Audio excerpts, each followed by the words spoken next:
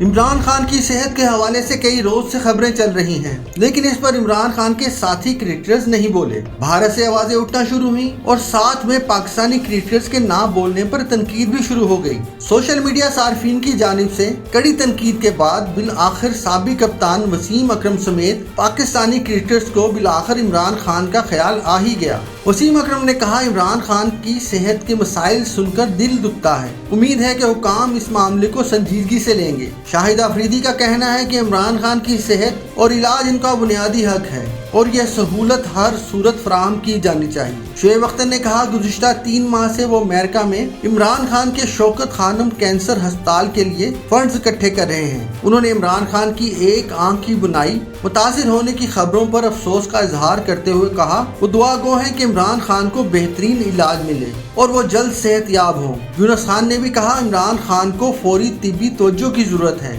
انسانیت اور قومی ہیروز کا احترام ہر چیز سے پہلے ہونا چاہیے۔ وقار یونس نے کہا کہ سیاست کو ایک طرف رکھ کر ہمارا قومی ہیرو جس نے ہمیں کھیل کے میدان میں سب سے بڑی خوشی دی، جس کا کینسر ہسپتال ہزاروں لوگوں کے لیے مددگار ثابت ہوا، عمران خان کو بروقت اور مناسب علاج فراہم کیا جائے۔ واضح رہے کہ عمران خان کی صحت کے حوالے سے بھارت کے سابق کرکٹرز نے تشویش کا اظہار کرتے ہوئے عمران خان سے اظہار ہمدردی کیا ہے، جبکہ پاکستانی کرکٹرز کی خاموشی پر سوشل میڈیا صارفین نے انہیں شدید تنقید کا نشانہ بنایا تھا۔